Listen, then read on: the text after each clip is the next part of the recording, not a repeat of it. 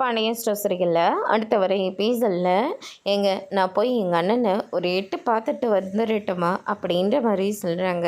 ஆனால் நம்ம பாண்டியன் இருந்துட்டு கோமதி போய் பார்க்க ஆசைப்படுவாங்கன்னு நினச்சிக்கிட்டு அவங்களே கையோட வீட்டுக்கு வரும்போது நிறையா பழம்லாம் வாங்கிட்டு வராங்க.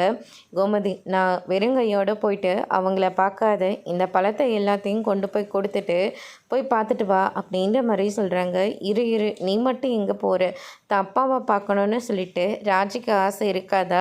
ராஜி, நீ கூட போயிட்டு வாமா அப்படின்ற மாதிரி சொல்கிறாங்க. மாமா, நிஜமாவா சொல்கிறீங்க? அட, இதில் என்னம்மா இருக்குது? போயிட்டு நீ உங்கள் அப்பாவை பார்த்துட்டு வா அப்படின்ற மாதிரி சொல்லிடுறாங்க. அதுக்கடுத்து தான் பார்த்திங்கன்னா நம்ம ராஜியும் நம்ம கோமதியும் முத்துவில பார்க்குறதுக்காக வீட்டுக்கு போகிறாங்க. அங்கே அதெல்லாம் பார்த்துட்ருக்கிற நம்ம காந்திமதிக்கு ரொம்பவே சந்தோஷமாக இருக்குது.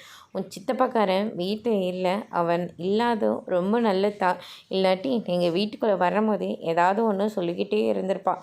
அதனால் நீ இப்போ உங்கள் அண்ணனை போய் நல்லா பார்த்துட்டு வா கோமதி அப்படின்னு சொல்லிட்டு அவங்க ரெண்டு பேர்த்தையும் அவங்க முத்துவேல்கிட்ட கூட்டிகிட்டு போகிறாங்க. அண்ணன், எப்படின்னு இருக்க உடம்பு?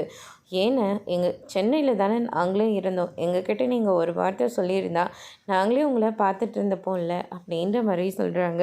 அதெல்லாம் எதுக்கு கோமதி? ராஜி எக்ஸாம் எழுதுறதுக்காக போச்சு, நீ அவங்களுக்கு துணையாக போயிட்டு வந்திருப்ப, அதனால் உங்களெல்லாம் எதுக்கு கஷ்டப்படுத்தணும்? அது மட்டும் இல்லை, நீ கதிரை ரொம்ப நல்லா வளர்த்துருக்க. நான் எனக்கு பெத்த பையனே இல்லைன்னு சொல்லி நிறைய தடவை வருத்தப்பட்டிருக்கேன். ஆனால் இப்படி ஒரு மகனாக எனக்கு நீ கொடுத்துருக்க, ரொம்ப சந்தோஷமாக இருக்க அப்படின்ற மாதிரி சொல்கிறாங்க. அதோட ரொம்ப முடிச்சிருக்காங்க.